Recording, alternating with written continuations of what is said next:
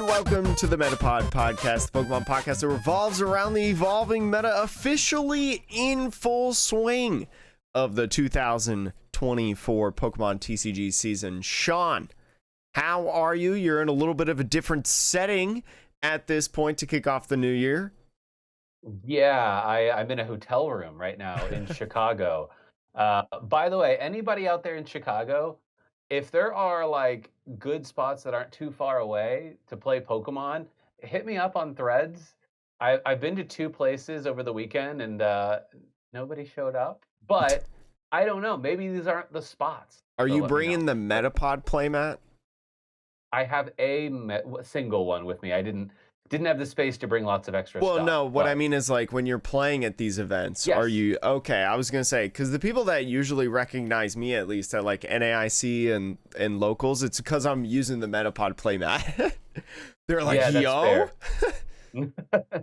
So Yeah, that's so look, Chicago peeps, if you're listening, hit me up on Threads while I'm here for the week. hit Sean up on Threads, hit us up in YouTube comments as well, potentially, or maybe even a review if you want to leave a nice review on Apple or so. But Sean, the World Championships happened this weekend. We did do a little bit of commentating, a couple different videos. Sean and I tried our hand at some more professional level commentating, and let me tell you, I did sports broadcasting going into college, so I have like somewhat of a background. Sean has more of a background in card game casting, but doing radio sports compared to video Pokemon cards, like I have like a basics down, right? I have the bare bones level of like broadcasting commentary, but it is so different. I mean, I knew it was going to be different, but like it was fun, don't get me wrong.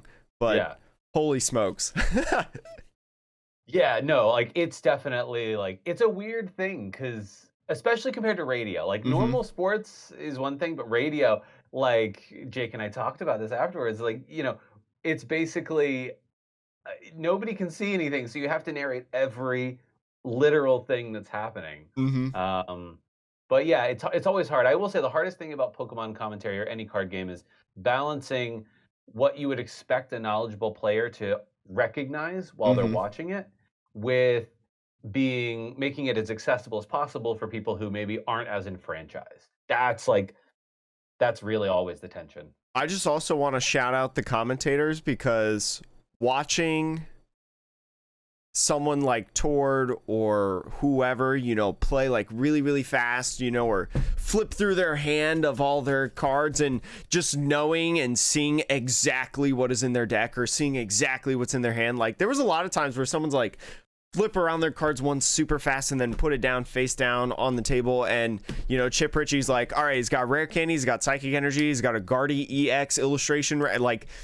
And I'm like, yo, that's really fast. Like, and to do that in real time, that's a huge respect. I mean, I've always respected the commentators, don't get me wrong, but to see it in action, it was crazy. But World's Championships was very, very cool, and we will talk about some of the decks today. And again, just like we've mentioned in the past, the decks that we talk about for our podcast listeners, our audio-only listeners, these decks will be on pokecard.io. The link is in the description or the show notes below if you want to visually see those deck lists as we talk about it, or different things like that. There are so many cool decks that came out of this, Sean. We were like kind of right in a lot of our predictions. Some of them we weren't totally off the ball when we did our tier list the other week, but there were definitely some surprises in there. I mean, let's just say it right now. The fact that Mew VMAX, which we'll get into, won the World Championship, I don't think either of us would have predicted that. I think given, Mew in general just sort of has seen like a slow decline in play, has sort of felt like maybe like it's super consistent, but maybe it's not going to like perform super well. Like if you high roll, great, but like how many people are going to high roll a tournament the size of Worlds? In reality, though, it's like it's almost the opposite. It was the Mew show in top 8. So yeah, I would say for me at least, that was maybe the biggest miss that I didn't see it. Didn't see Mew being that dominant. My biggest thing as well is Lugia not necessarily because Lugia dominated. Lugia did have some success, and we'll talk about it a little bit more as we get further into the podcast. But Lugia was the most popular deck day one, which shocked me. I mean, it wasn't by much. It was a pretty even field in terms of popularity and percentages. Like Lugia was 15%, and the next deck was like 14 or 13. So it was pretty close in a field of 170 players on day one. But like, so many people thought Lugia was the play, and honestly, I didn't expect to see a ton of Lugia coming into play. So that was just, in my opinion, that was the coolest thing, and that was like the most surprising thing as well. Yeah, I think in all, as we go through the day two standings, like where it all netted out, I think what you'll really see is like this format, it actually feels like, there's always going to be issues with any given format, but this format feels very healthy, I would argue, because I do think for the most part, there's like 6 decks, maybe 7 decks that could go into any tournament. And with the right circumstances, that deck could come out on top, right? Like there's no clear like front runner deck. There are the good ones, but within that group, it's a coin flip, I think. Exactly, and it really harps down on, I saw some people talk about this like on other podcasts and different like Twitter posts or X posts, whatever you want to call it. Different conversations that were going on the last couple weeks. A lot of people talking about, okay, I'm not going to Worlds, but what deck should I play like for this weekend, for example, this past weekend that we just had, if you didn't go to Worlds? And just most everybody that I heard have this discussion, a lot of people said just play the most comfortable deck. I think it was Michael Pramwat or something, who, by the way, top 4 at Worlds this year, great player, spoiler, and also has like 8 regional or major victories. I think 8 regional wins, so very highly touted player since the beginning of the game. He's talked about that he's never really metagamed like a local tournament. He just plays what he wants to play, what he's most comfortable playing, and that's just what he does. And I think especially right now, as you were saying, Sean, there's so many like decks that can do well at different events. There's definitely great decks, but there's a lot of good decks that hold their own in the format. I think, again, if you're looking at this and you're like, oh God, what's the best play for this week at locals or whatever, just play whatever deck you're most comfortable with. That's the biggest piece of advice I think that we can give in this podcast. Jake, I know you wanted to get into the standings. I know you also mentioned that we had a quick review that you wanted to go through. Do you want to do that and then jump into these deck lists? We do have a quick review. So as we mentioned earlier in our commentary kickstart to Pokemon TCG commentary, releasing the couple videos, some people did leave some really nice reviews and comments on those videos. So just again, want to hype those up on the YouTube channel, some extra YouTube content if you want. We did only post a couple rounds, and so I think this summarizes it really well. This person, Dark Blue Turbo, left brilliant. It's like a highlights package. I don't have time to watch all the matches, so thanks for picking out specific matches for us to enjoy. And I do think the 3 that we did were really good matches. One of them, which I won't spoil which one it is or what the result was, but one of them we thought was going to end really quickly, and it turned out to be like a full game, really good set. So we've got some quality matches for you all on there. Yeah. It was a little bit fortuitous because Jake and I were like, some of them actually we recorded like right when they were happening or right after they happened. So like we couldn't know. And I'm sure there were lots of other great matches that, we didn't hit. But I will say, like, in terms of what ended up being on stream at Worlds this year, I didn't hear of as many matches being streamed that ended in like ties. Yeah. That's been like a component in the past when there was like a lot of Lost Box or a lot of Guardy Lost Box stuff where just matches would always end in ties on stream, and that's just, to be frank, as a viewer, very unsatisfying. And it didn't seem like there was a ton of that. And maybe that speaks to, again, last week we talked about the skill level of the players being a little bit higher. The likelihood then of ties is maybe a little bit lower because people are very familiar with the decks and they're more experienced players. So I don't know. Who knows if that's actually the reality? But it's a theory. I will say going into the news, I kind of have this over. Looking at the standings, I mean, there's a lot of ties in here. You have 4 ties right here. This player's got 2, this player's got 2, this player's got 2. Vance Kelly, the guy who won, got 2, 2, 1. Some of these are IDs into Top Cut. You know, you have a 3 here, a 3, a 3, another 3. Just a ton of ties. There were a lot of ties in this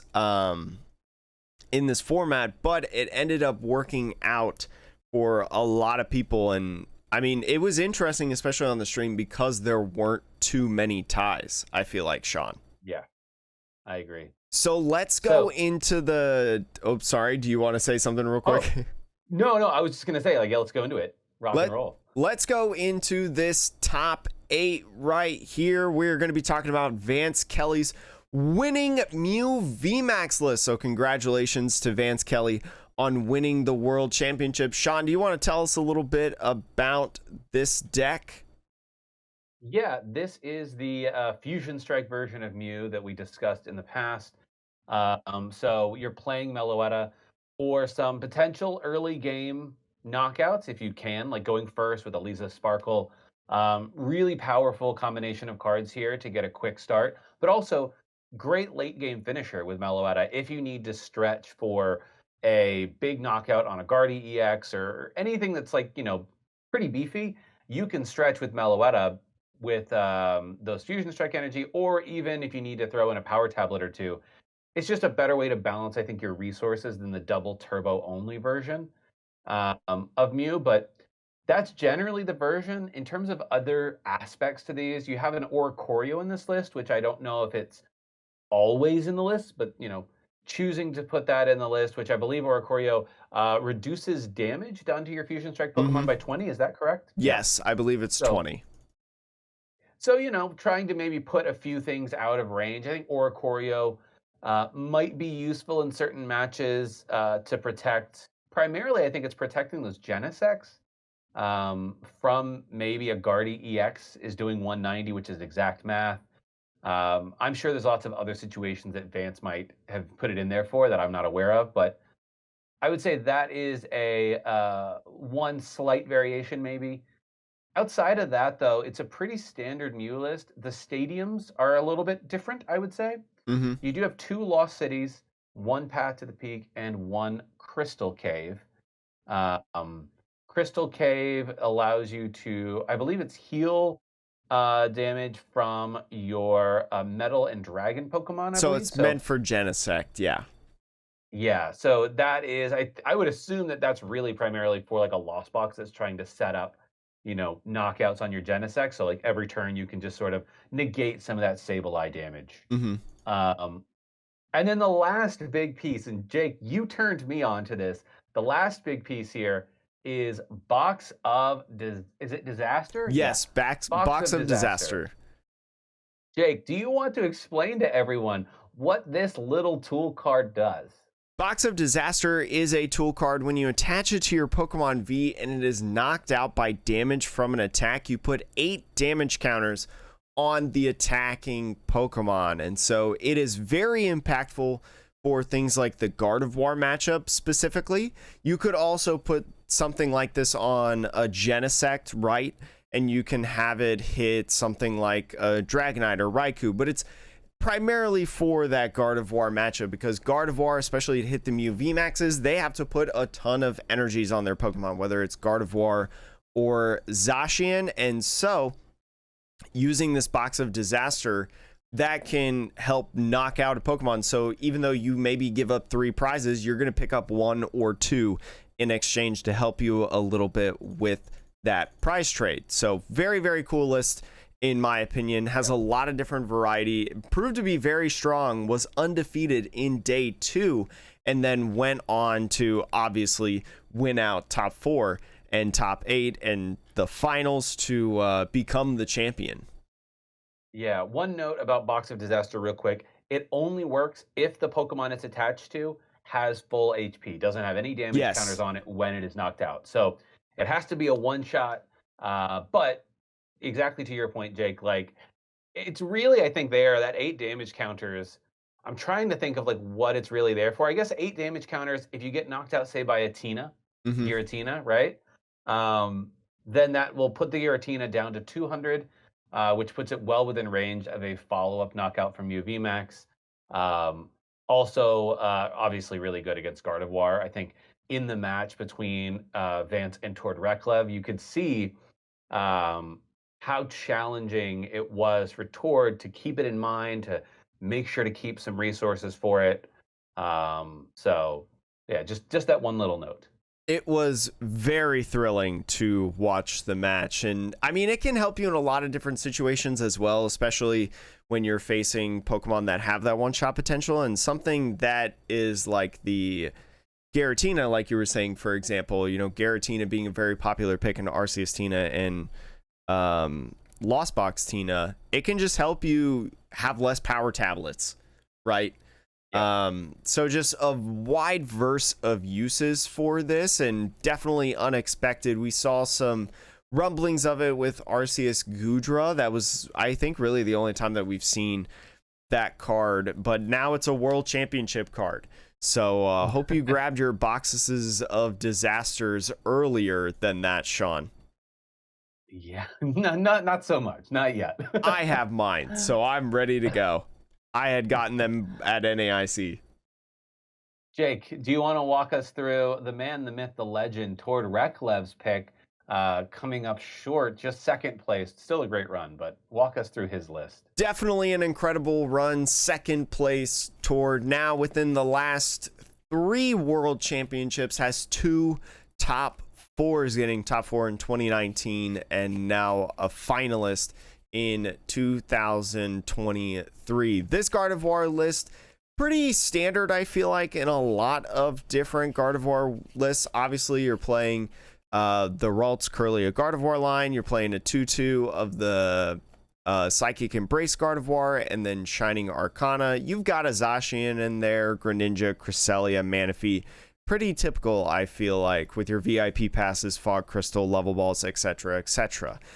Playing 2 reversal energies, I think that's one of the things to note, because reversal energy, a lot of people were playing around with 1. A lot of people maybe didn't like it, either dropped it. I have not seen too many people playing 2, but Tord feeling like it was an excellent call, and that it was in the tournament with those reversal energies. Kind of makes sense, because I feel like in Gardevoir, you constantly go down in prizes early. So it can really help you not only when, you know, you do get knocked out early, to be able to attach it right away to a Shining Arcana Gardevoir or something along those lines to help get a knockout in response. Because especially earlier in the game, you might not have as much in the discard, right, in terms of Psychic Energy to use Psychic Embrace. So that reversal energy can help you out. And then also, you know, just help you out in the late game. Stuff like that. It also is nice because, remember, Shining Arcana Gardevoir, drawing 2 cards, if there's a basic energy, attach it to one of your Pokemon, or I'm sorry, just an energy. That was the whole point I was trying to make. Reversal energy works on Shining Arcana, so very, very interesting. It also works with Greninja if you want to as well, although most people I don't think do. Playing 3 rare candies in here is also kind of interesting, but I'm going to explain real quick why I think that makes sense, because a lot of people would probably think, oh, wouldn't you want 4 rare candies, because, you know, you've got 2 super rods in this list, you can constantly bring these Pokemon back. But with the 3 rare candies, the big card I think that really surprised a lot of people that he was playing, that I saw multiple people playing this weekend, was Mirage Step Curlia. Mirage Step Curlia was the maybe play of this archetype, in my opinion. Some people like it, some people don't, because it doesn't have the refinement ability, right, which is very, very strong. But the ability it does have, or I'm sorry, it's not an ability, the attack that it does have is why it's worth playing. It has Mirage Step. Mirage Step for 1 Psychic Energy can put up to 3 Curlias on your bench as long as you have the space for it. And so this was really, really cool and made a lot of sense to me, because there are sometimes you don't hit Battle VIP Pass turn 1, right? But more often than not, because you're playing such a high count of ball search, because you're playing such a high count of Ralts, you are probably going to have at least one Ralts in play after your turn 1. And so going into your second turn, if you can evolve that Ralt specifically into the Mirage Step Curlia, right, and use Mirage Step, you can turn what was very much a subpar start into a pretty decent mid game, right, to really get your engine going. So it's a really good kind of like comeback card. Comeback doesn't sound like the right word to me, but it kind of makes sense, because like you have a bad start and then you come back in the middle of the game to have, you know, a pretty good board state. So it was really, really cool seeing this deck play out, especially by Tord, you know, who is historically someone who loves the refinement type abilities, you know, was huge on Zoroark and Trade. Same ability, different name. So really cool to see him pilot this deck like this and just be able to play it all out, Sean. Yeah, the finals match, I will say, we didn't commentate that one, but the commentary on the match is great. I would highly recommend anyone who's interested who didn't watch it. The match by itself is uploaded on the Pokemon YouTube channel. Go check it out. It's genuinely like a really interesting match. I think I play a lot of Gardevoir, and even as a player who plays it, like Tord was like, he was making decisions that are not that different, but like they're different enough that I'm like, oh, I hadn't thought about doing that order of sequencing this way, or I never considered like getting out of this specific pickle this way, right? And you know, it speaks to his skill level, how much he plays the deck. But I will also say that Mirage Step Curlia does come up big for Tord in game 2 of that match, as Tord had, I believe, 2 Ralts prized, and one Ralts got knocked out on the second turn. So yeah, without that Curlia, you would, you know, in that matchup, you would be left with 1 Ralts, no way to get any other Curlias out, and a decision to make, which is terrible. So with the Mirage Step, though, he was able to Mirage Step, attach the energy, get 3 Curlias out, and basically just be like, yeah, I don't need Ralts. It's nice. It's a nice to have. It's not a need to have. So it was cool seeing that card really used to the full extent.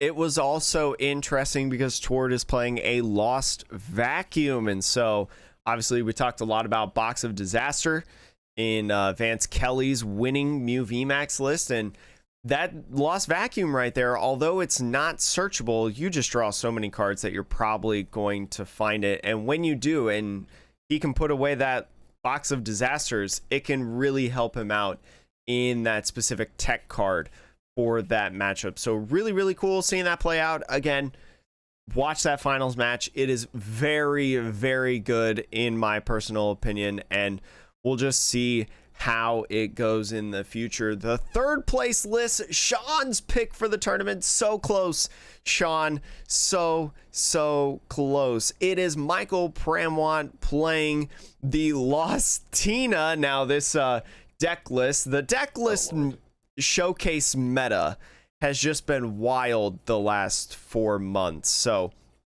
a little bit different here, but we can still talk about this a smidge. It's a pretty standard Lost Box Tina list, I will say. A big thing about it is the Snorlax in there, the Thumping Snorlax, Sean.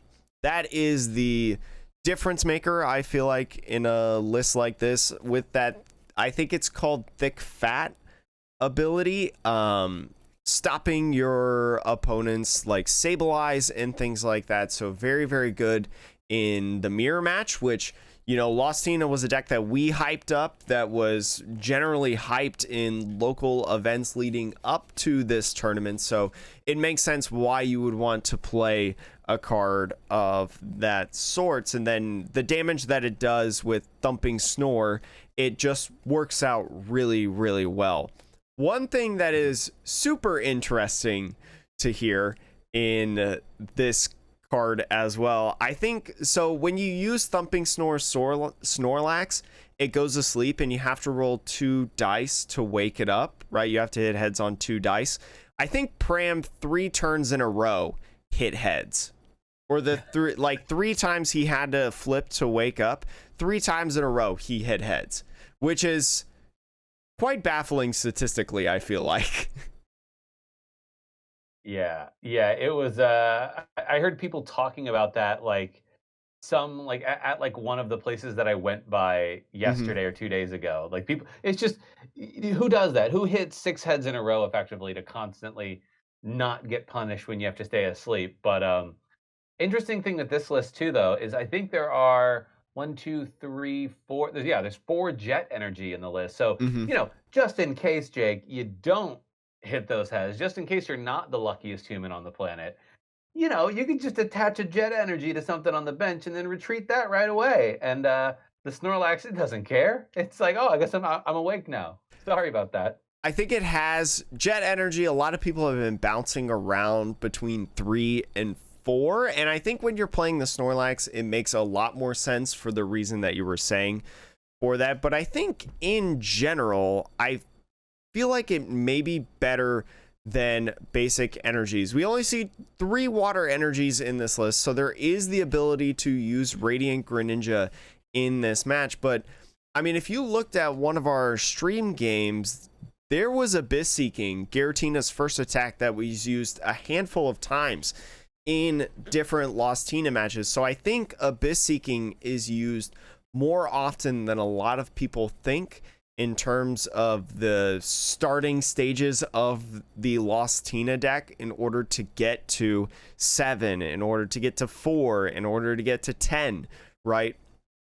For the different attacks that Lost Box decks utilize. So I think that's very, very neat. And then also because you're not playing like a turbo build, right, of this list, you're not playing for Sealstone, you're not playing the Lost Vacuums, you don't get to your numbers as high. So just jet energy, another jet energy is good because it's another switching out between your Comfeys, right?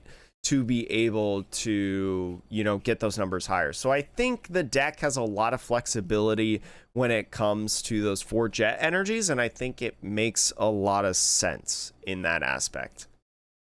Yeah, I don't. This is one thing where I don't play this deck very much, and I don't encounter it personally too much. Mm-hmm. But um, I would imagine there's a world in which this deck would consider playing double turbo energy.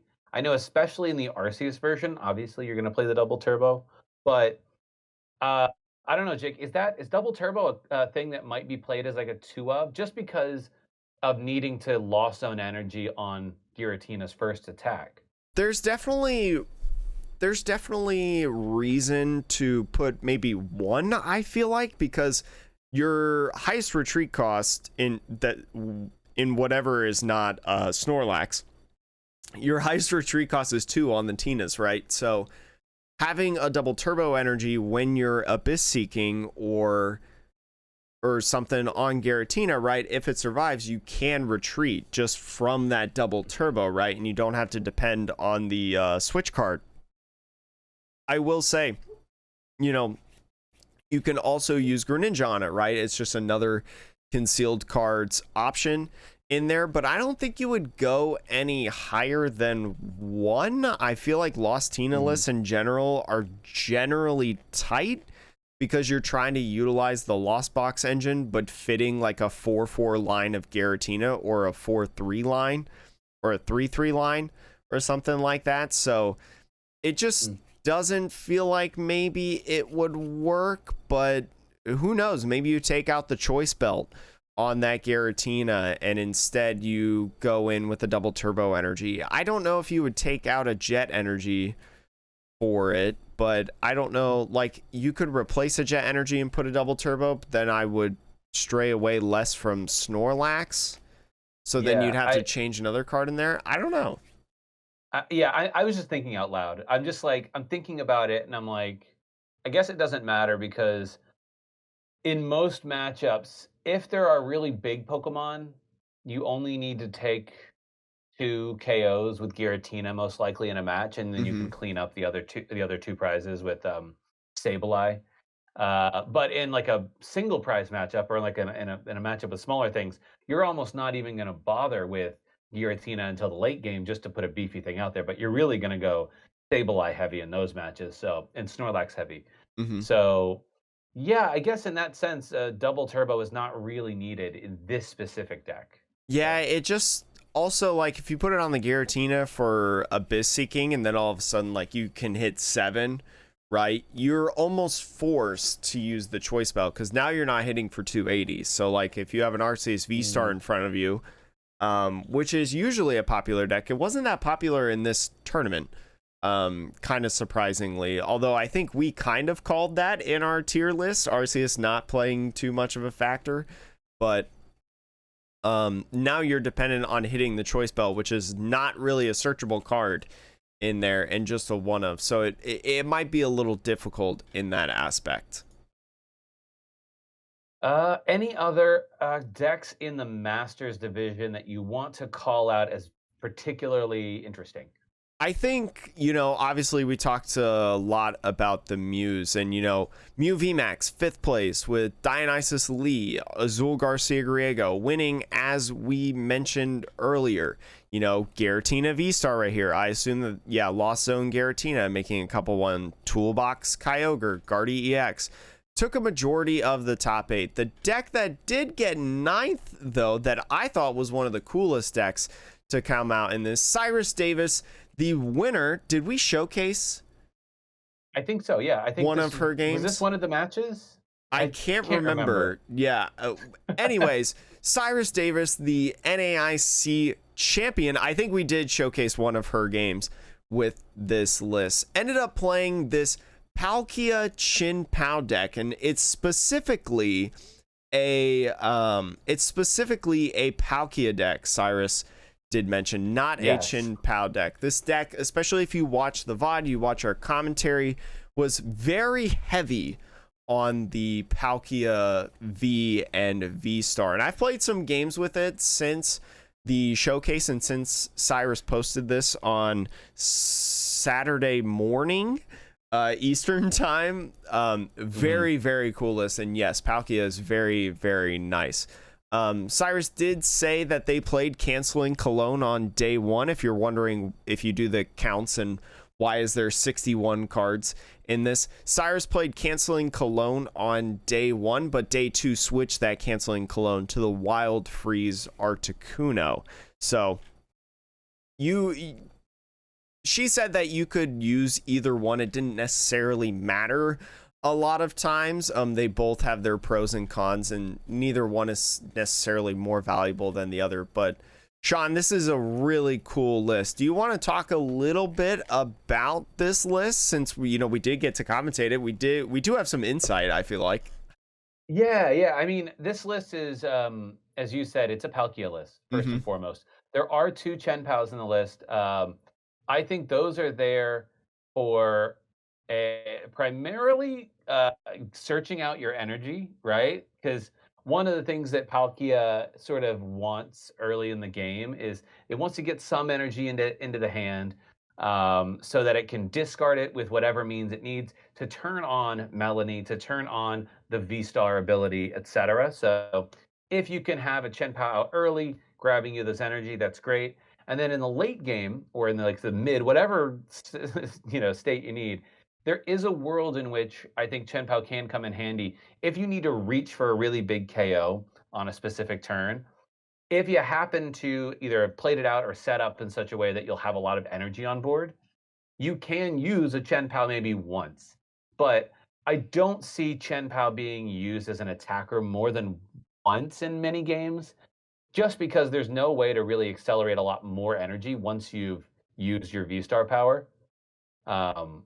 But I will say, super nice here in that you have the Melanies, so you can sort of chain Palkias together even if you don't have any energy on board. So that engine remains very consistent. Irida, just a great card, which enables things like Cross Switcher.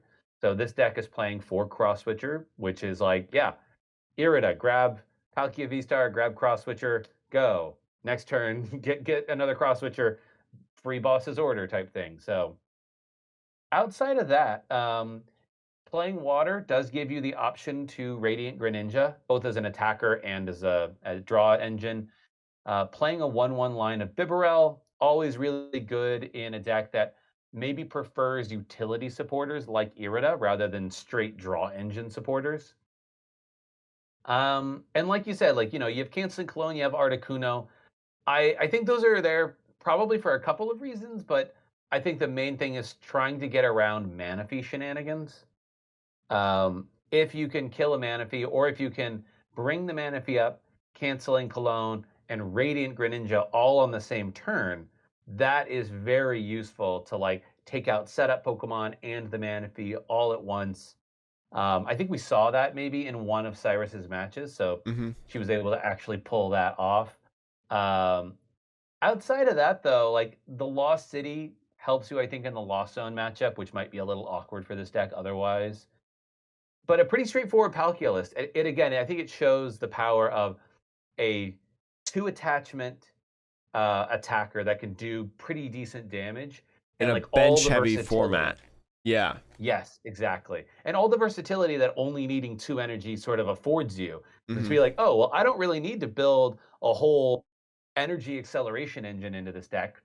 That I'm fine. I can have space for an energy search. I can put space in for cross switchers and use Irida as my main supporter. So it's very cool. It's very interesting as well. You know, you were talking a little bit about the Chin Paos and their versatility and their use in this compared to what we've seen in Chin Palace as of late. And I would agree with you on like everything that you said. You know, it's just for taking a big KO or a nice KO, especially, you know, if like Lugia V-Star, for example, you know, you come up against a Lugia V-Star and they only have one Lugia on the field. You know, they probably don't have a lot of bench, so Palkia is not going to be the Pokemon that can take a KO there. So if you're able to, you know, Star Portal, get a bunch of energies on like the Palkias, and Chin Pao only needs four to knock out a Lugia V, because V-Guard energy math doesn't matter. I mean, it wouldn't anyways, because it's, or no, it would matter if it counted, but it doesn't count. So you can get around that and take that knockout and pretty much win the matchup. I wouldn't say that it's 100% guaranteed, but like you've got a really good shot if you KO their only Lugia on, you know, the turn before they want to use Summoning Star, right? And they don't have anything else left in the field. So very, very cool. Also, huge shout out to the coolest card in this deck, the first edition Fossil Energy Search. It is a legal card in format. I bet a bunch of people didn't even know that legal or Energy Search was legal in this format. I believe it was printed in Scarlet and Violet base set. So get your Fossil first edition. Your first edition Energy. Yeah, because they might go up a little bit in this setting, but again, very, very cool card. If only they were playing first edition base set Switch as well. That would just be the pinnacle of the deck, in my opinion. But really, really cool list. You can also get this deck super cheap. I feel like this is probably one of the... I mean, the thing about this World Championship was that the decks were so cheap, right? Mew VMAX is like a $30 deck. It was in a battle arena deck, right? Chin Pao just came in a new deck that just came out, pre-made deck that I believe has a Bibarel in it. If not, Palkia has a previous battle arena deck, right? You can get all of, like Luminion was in a trainer's toolkit. Like you can get all of these cards for so cheap, I feel like. So very, very cool coming out of these World Championships. And again, huge testament to Pokemon lately in the last 2 years on the competitive products that they've put out has just been next level in terms of like pre-pandemic, I feel like, Sean. Yes, indeed. Jake, do we want to touch on the seniors and the juniors winners as well? Because I know that you, while your prediction may not have come fully to pass, you did get a consolation prize there, I suppose. Not only my pick, Lost Box Kyogre, did make top 8, which I feel like is pretty good. I did have a prediction that Lost Box Kyogre would win World. So if we're talking about Masters, That obviously did not work, but we never clarified what division it was in, because Lost Box Kyogre did win juniors. It did win junior nationals, and what did they play against? Does it show on the I don't know what they played against, honestly. But you can check links below to see lists for those of juniors. Oh, yeah. It does have it on there. I did not see that. Arceus V-Star. It doesn't have the list, but yes, played against Arceus, Duraludon, Umbreon in the finals, and did really, really well. There were some things, I know a lot of people don't like, necessarily as much watching juniors and seniors, but I want to give a huge shout out, and Ross, the Wasi, did an excellent job in his commentary of shouting Xiaotong out in terms of playing this deck, because Lost Zone Kyogre is very difficult to play, and you don't see a lot of juniors especially playing decks that require this precise of sequencing. Yes, thank you. Just thinking so many turns ahead and strategizing, because not only are you doing regular Lost Box things that have a lot of decisions, you're also preparing and managing your resources for that end game, using that Kyogre to finish out a game. So very, very cool to see, Xiaotong win with this. I know, kid was literally crying after, so happy, and it was so wholesome and wonderful to see. Seniors was a surprise. Maybe not a surprise to many, because Gabriel, I'm not 100% sure. Fernandez is a well-known player in the Twitter community, and won with Lugia in the seniors division. Very, very cool, in my personal opinion, Sean. And Lugia, in my opinion, and I think you can agree to this, biggest surprise of this tournament for us, at least. I think a lot of players had the right idea with it, but this Lugia list, very interesting as well. We've seen Lugia lists, and I think one of them that we commentated, playing a Squawkabilly EX instead of Professor's Burnett. So not doing that in this build, but playing two cards that I don't think a lot of people were playing in Lugia. 4 cards a lot of people weren't playing in Lugia, Sean. It is the Pokemon First, Weirdeer V and Slacking V. Do you remember what those cards do, Sean? I definitely remember Weirdeer. It's a card that I've always wanted it to be good since it came out, because it has an ability that when you move it from the bench to the active, you can move any number of energy attached to your Pokemon onto it. And its attack, I believe, does 40 damage for each energy attached. So double turbo actually counts for 2.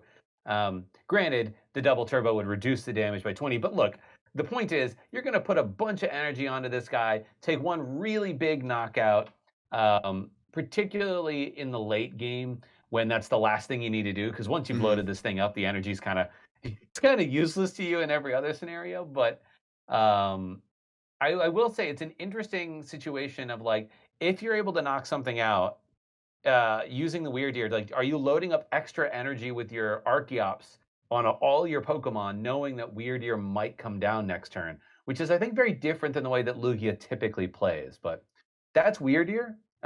Jake, do you want to tell us what Slacking V does? Because I know that last time we were talking about it, Justin Basil, yes, I should really, he was correcting us, I think rightly so, for the value that Slacking offers. And it's interesting too. I wouldn't have expected it in Lugia, but it does make sense, and we'll talk about more why it makes sense later. But Slacking V has the ability, kinda lazy. If you have exactly 2, 4, or 6 prize cards remaining, this Pokemon can't attack. So very, very interesting. And you may think there's a lot of 2 prizes in this format, right? With Gardevoir and stuff, and Mew, potentially you can get stuck in that as well with a Mew VMAX and a Meloetta, or hitting a Genesect. But this list specifically, which does make sense after you Summoning Star, and the reason that you put Slacking down in the first place, this list plays 2 Path to the Peak, Sean. Lugia playing Path to the Peak now. acknowledging that Mew could be a really good deck, acknowledging that Gardevoir is a really good deck. Yeah, Gardevoir is a really good deck. Acknowledging as well that maybe in a Lugia mirror, right? If you go first and Summoning Star, you could slap down that path, right? Prevent your opponent from using a Summoning Star. So a lot of cool stuff in this, doing a 2-2 split of Collapse Stadium and Path to the Peak. This deck was sweet, Sean. I really enjoyed watching Lugia. I really enjoyed watching this deck play out. I don't know if it survives going into Obsidian Flames, but it's just really cool overall, in my opinion. I will say the other two cards that I think you mentioned that were interesting is probably the Snorlax here. Because this version, for the listeners who can't see the deck list, this is a colorless only Lugia. It does not have single strike anything. Yes, yes. That was important to note that I forgot. Yeah, so like, okay, well, you think colorless only, like, well, how many good attackers do you have? Well, you can play the Snorlax, the one that we were talking about earlier that puts itself to sleep after it attacks. But because you're playing the colorless version of Lugia, you can go grab the new Therapeutic Energy as well. And Therapeutic Energy has the effect of this Pokemon basically recovers from all special conditions, I think it is, between turns or can't be affected, blah, blah, blah. Basically, that Snorlax doesn't stay asleep. That's the point. I mean, it is just so cool to see like how all of this, I mean, just again, seeing this in action, and it does say attached recovers from being asleep, confused, or paralyzed and can't be affected by those status conditions. So still can be burned, but you're probably not as worried about the burn. So very, very interesting as well. Playing the Pumpkaboo also, so I mentioned, preventing your opponent from using a Summoning Star or something. You can slap a path down turn 1 if you're playing against like a Mew VMAX and you're afraid of a Donk, and then therefore you can just, go grab Pumpkaboo. You are playing a 4-2 line of Ultra Ball, Nest Ball, plus 4 capturing aromas, so plenty of opportunities to go get a Pumpkaboo. Well, actually, you don't want to Nest Ball Pumpkaboo because that wouldn't work. But anyways, you have, a bunch of possibilities to go get that guy and naturally draw into it potentially. So you can then use the Summoning Star, on your second turn. So, I mean, just very, very cool. And if you kind of look if you kind of look at these, actually, wait, it would be better this way. In the replies of their matchups that they played, you look at this, Arctina Klefki might be that's a little bit more tough, I feel like, potentially, but Single Strike Lugia, win-win. Lost Boxina, win-win. Kyogre, win-win, win-win. A lot of these are just win-wins in the matchup. Yeah. So only dropping 1, 2, 3, 4 games. Yeah. I guess, the Arctina Klefki was probably, I guess, pretty rough. Yeah. But dropping just very few games in general, in terms of all of the games that they played out, not just the series, the rounds, but the best of threes inside of them. Didn't lose too many games. And Gabriel Fernandez is a very, very good player. I think first year in seniors, potentially. It's either his first or second, because his brother is going to be in Masters next year, Vinny Fernandez, who I think we've maybe talked about previously on this podcast at one point or another. Anyways, very good players from Brazil. But that was pretty much, like, in my opinion, all the decks that I wanted to talk about, Sean. Is there anything else that you wanted to talk about? There was an Aggron VMAX that was played. That was really cool on stream. No, I don't have any other decks that I want to talk about. We do have some exciting news, though. Every single Worlds, for those of you who aren't familiar with how Worlds typically goes, every year they always have an announcement or two at the end of Worlds, at the closing ceremonies. And typically that will include where Worlds is going to be the next year. And, this year is no different. Jake, where will you and I be traveling? I have no idea if we're going, but where could we be traveling next year if we go to Worlds? Pokemon Worlds 2024 is in Honolulu, Hawaii. So very, very cool. A lot of people predicted that Worlds was going to come back to the States, and Worlds in Hawaii, I believe, was in there in 2012. I think is when the last year it was in Hawaii. It's been there before. It's going to be there again. Hawaii, Yep. a very popular city for tourists. So we will probably get dates around the venue and what days they exactly are in January. But if you're trying to plan ahead and things like that, it should be around the same time as it was this weekend, or second or third weekend of August. So very, very cool. And I will also Hawaii, say, yeah. Worlds, I believe, was the location of the very first ever Pokemon competitive championship. Oh, I didn't know that. Back in the Wizards of the Coast era, I think in 1999 or 2000, they also held like I don't know if it would have been called Worlds at the time, completely different, situation. I don't even think that they played with Japanese players. But yeah, so yeah, also a little bit of history there. I'm pretty sure if I remember correctly, that's what the situation was.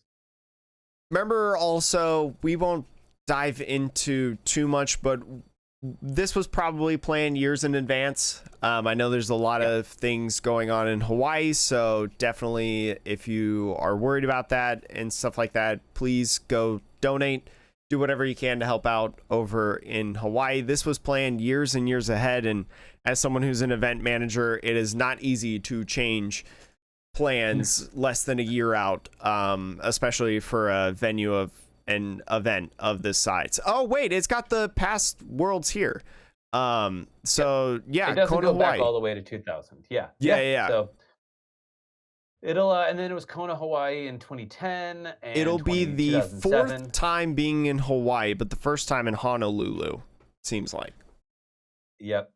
I think, obviously the folks in Europe, I've heard rumblings that they're like, come on, why? You just had Worlds they did in have London.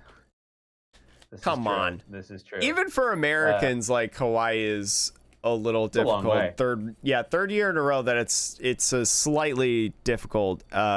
We did get lucky though. DC, Nashville, Anaheim, San Francisco, Boston. Like, we got pretty lucky before we started going international, as of recent, but we've had a lot. We've had like 6 years in a row of world championships in recent mind, in the States. So, but yeah, Sean, there was one more announcement that was part that I think is exciting a lot of people, including myself, and I think you too, Sean, judging by your eyes that you're making into the camera. New card mechanics are coming out. There are several that were announced. First, ancient and future Pokemon. For those who don't know, in Scarlet and Violet, spoiler alert, there are paradox Pokemon in these games, or Pokemon from different eras of time that come based, because the game is based around like time. Like you get Pokemon that were in the past and have evolved to what we know of today, or maybe Pokemon, what we know now, evolve, the natural state of evolution, evolve to different Pokemon in the future. And so ancient and future Pokemon are coming in. They're very, very cool. That's the labels that they have. This means there will be certain abilities, trainers, and attacks that enhance them. I'm thinking of this as like battle styles, right? The different battle styles stuff, rapid strike, single strike, and I don't know what fusion strike equivalent would be in here, but at least we have, the 1 and the 2, the ancient and the future, Sean. Yeah, I mean it's labeled exactly in the same way. Like, it's on the top right next to the images. It's got like, it either says ancient or future on the cards. I also think one thing I don't know the exact naming nomenclature, but like, there was like the ancient traits back in the day. So it may also be harkening back to a little bit of that mechanic wise. But yeah, it'll be interesting to see what exactly the theme between all of these is, because if you're a card game designer, do all ancient style Pokemon follow a similar theme? For the battle styles, for Rapid Strike, the theme was damage spread, damage, energy acceleration, and deck search, whereas Single Strike was like big damage with one hit, and then Fusion Strike was basically just Mew. That's the theme. So Theme is that was Mew. Mew. Yeah, Mew Yeah. Genesect, like that was it, But very, very cool. They did reveal some cards as you know, we're looking at on screen. Some of them not too bad. So this Screamtail right here, Sean, has a psychic energy or psychic colorless attack, 90 HP. It's level ballable basic. This attack does 20 damage to one of your opponent's Pokemon for each damage counter on that Pokemon. So that could, I don't know, that could be pretty interesting, I feel like. So start putting your Manaphy's back in your deck when this set comes out in Paradox Rift. I think some of the other interesting ones in here, was it this one? We do know that there are some other items that haven't been revealed that will be, because if you look at Brute Bonnet, this ancient Pokemon, it has an ability that says once during your turn, this Pokemon has an ancient booster energy capsule attached. It'll make both active Pokemon poison. So there's a tool card, it sounds like, or maybe it's an energy card, who knows, but there's another energy that's coming, and it says in ancient booster energy capsule. So I wonder as well if that means that we're going to get multiple different types of ancient booster energy capsules. Maybe of like different colored energies, or maybe it's just there's one card and that's just the correct grammatical way to say that. Yeah, I mean, who knows? Who knows what it is, right? Mm-hmm. It might be an energy. It could be a tool card, because they did change the rules around tools. So maybe they're now exploring making tools a little bit more interesting or powerful in certain ways. But this one is interesting because the ability to simply poison um, both active Pokemon, um, creating a status condition just on a benched Pokemon's ability is, I think, really an interesting mechanic to bring back, because then you can start to play with, okay, well, what Pokemon are hitting 10 damage short, right? Because then poison can clean it up. Or what Pokemon are, really need status conditions to hit a little bit more. So it's exciting to, I think, see this come back, because we talked about Jake Claydol, right? Mm-hmm. And Trevenant. This is actually really good, because you could put this with Claydol, blow up your Claydol, and then have them both be poisoned. It doesn't matter if the Claydol's poisoned. The Claydol's going to die anyways, right? Exactly. And then that last poison is just going to take out the Pokemon for you.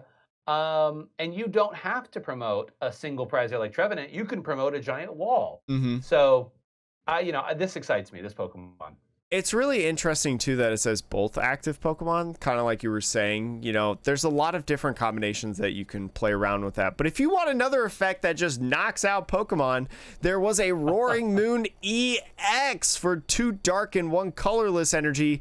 It does frenzied gouging. Knock out your opponent's active Pokemon. If your opponent's active Pokemon is knocked out in this way, this Pokemon does 200 damage to itself. So not exactly like Claydol, because Claydol knocks itself out. Roaring Moon puts it with 30 damage left. And I've seen some people say play Emergency Jelly on this Pokemon, which I don't think heals it all the way.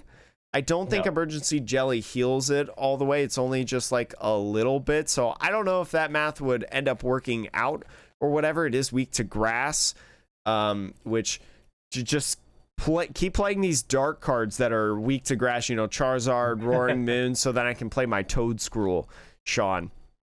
But yeah, very, very cool. And then a Calamity Storm for more damage with a Stadium in play discard. Another card. So we've seen Lugia, right? Discards a Stadium off an attack.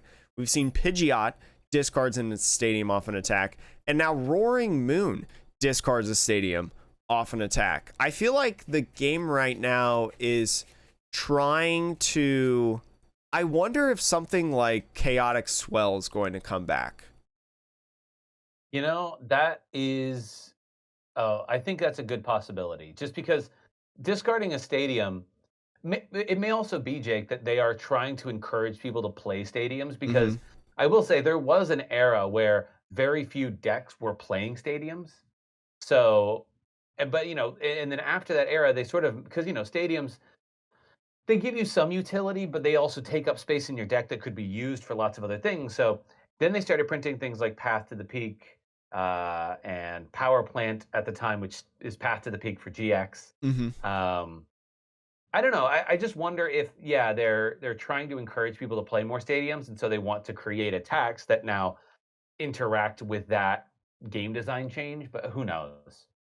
It's very curious as to what they're doing in the future. But that wasn't all that they announced in terms of cards coming back. It was also announced that the A-Spec mechanic is going to be coming back as well, Sean. So A-Specs were cards that first came out in 2012 off of Boundaries Cross, and they were powerful item cards that were limited to one per deck. We were not told anything other than that, whether it's going to be reprints, entirely new cards. I've seen a lot of people get excited because they want something like computer search brought back. We've talked about this on the podcast before about how these cards are so good in like expanded or just really all the time. I mean, these A-Spec cards are so good. Almost every deck played some sort of A-Spec card, but especially if you went to expanded before, the pandemic shut everything down and they stopped having expanded events.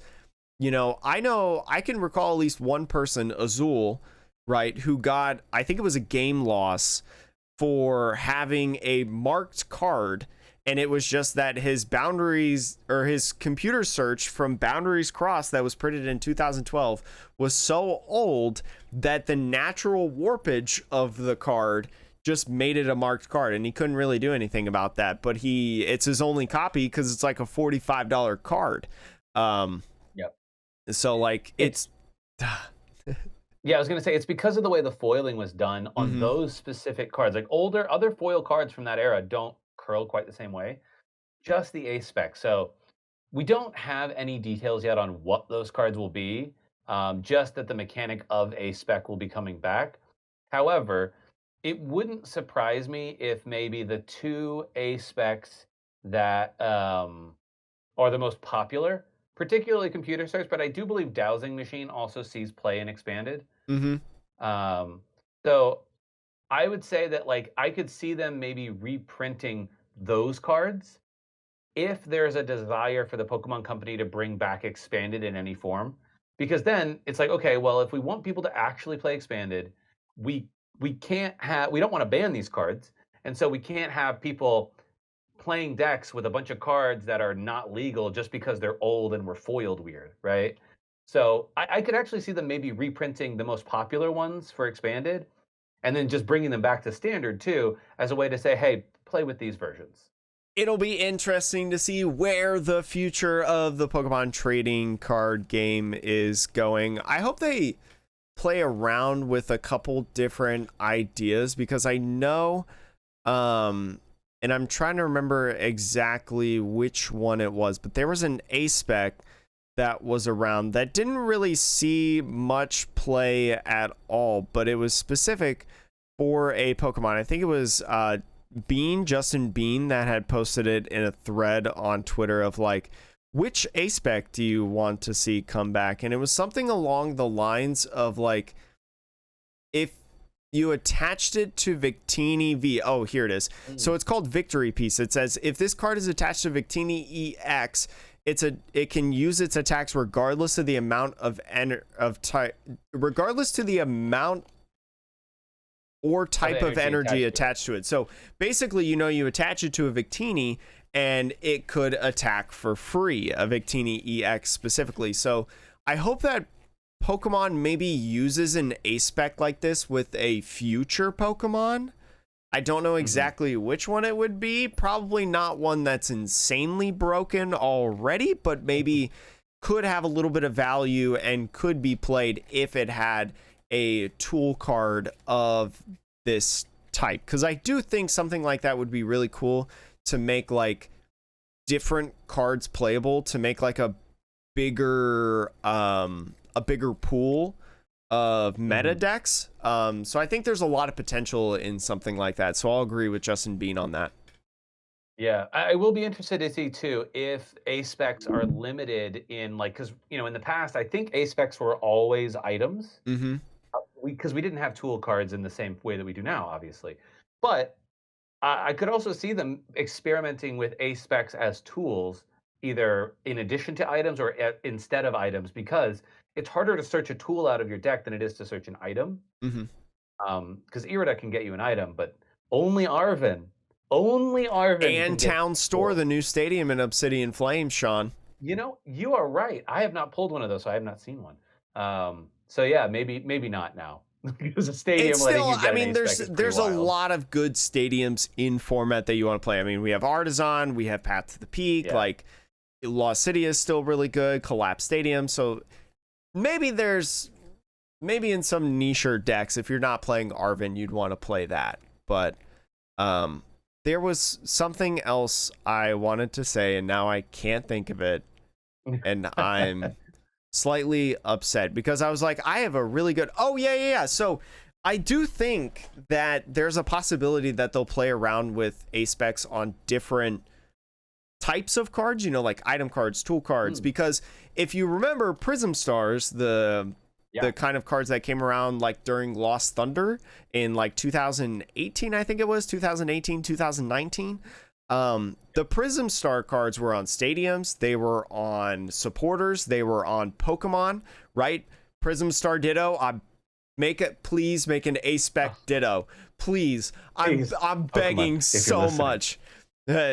Gone 0 days without mentioning reprinting Prism Star Ditto on the Metapod podcast. 0 episodes since, but yeah, I could see them utilizing ace specs for a ton of different mechanics, but I could also see them limiting it, right? Because they just announced the new gimmick of like the battle styles, right? The Paradox Pokemon, you know? So it wouldn't surprise me if instead of having 2 different gimmicks that bring out a wide range of different cards that it could be, if they had one that was wider and one that was smaller. And I think ace specs, because they're more similar to like Radiance, right? I do think that's going to be a little bit smaller. So it also wouldn't be super surprising if they just limited it to like tool cards or item cards.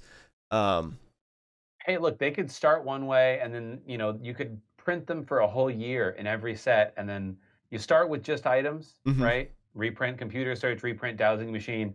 Oh my God, it's the most amazing thing in the world. And then next set, hey, here's a supporter card that's an ace spec. What? Do you want to play the supporter, or do you want to play computer search? Or do you want to play Ditto? If it's good enough. right. Yeah. But it's like, if it's good enough, maybe. Like, I would love to see an ace spec version of Rare Candy, Jake, that you can play on turn 1. Or when you play a Pokemon down right away. It's kind of like a Wally or a Booshake, but like doesn't end your turn. And it doesn't end your turn. Yeah, and it's just like an item card. Oh, Jake, that would be. I don't know. I feel like this format. I don't know if I would want that. You can't do it with Charizard. I don't know. Yeah, I don't know if I want that. I don't know if I want that in format. But if you did an ace spec that was a more easily searchable card that said on your first turn going first, you can play this card and do that. I'd be down with that. I don't necessarily hate it. Yeah. The thing it stops like the problem of going second. Because if you go second, you put your dude down, right? Your opponent's going to be able to evolve, probably attack. Whatever you leave in the active is just dead most of the time if you go second. And I think that would be a nice way to say maybe not. Yeah, I don't know, because I think about somebody evolving into Charizard right away, like on turn 2, and just kind of doing really well. I think it would have to be limited to Charmeleon. Like maybe. If it's your first turn in the game and you're going second, I think it has to limit. I think because the format with the stage 2s and stuff and the evolutions being so good, I think you have to limit it from a basic to a stage 1. I don't think it should work for like a V to a V max or a V to a V star. I think I personally, and I have no data on this. This is my first time ever thinking about this possibility, right? We did not talk about this before we recorded this. My initial knee-jerk reaction is like, only having it for basic to stage 1. That's it. Yeah. Who knows? I mean, look, it's one of those where like there's a lot of exploration space that Pokemon can do, like we were talking about. So if you give me if I can only put one of this entire kind of card in my deck, it better be good. Pokemon. Just think about how better Gardevoir gets if it's able to, on turn 1, maybe get like 2 VIP passes and then use that rare candy to get a Curly and Refinement on turn 1. I mean, that's pretty dope. That's insane. Right. I mean, maybe it doesn't help out that much because it's just 2 cards, but like it would definitely be the inclusion in the deck, as so long as, you know, there's nothing else that's like absolutely insane. Yeah. Jake, I think it's time. That's going to be all for this episode of the Metapod podcast, the Pokemon podcast that revolves around the evolving meta. Coming up next week, we'll talk about some of the early decks. I've been playing around with a bunch of different decks and building a bunch of different decks on PTCGL, so we've got a bunch to tell you about what you can start playing at your local leagues as it's becoming legal for cups, challenges, things of that nature. So thank you so much for listening. I'm Jake, that's Sean over there, and we hope to see you again in the next episode. Peace.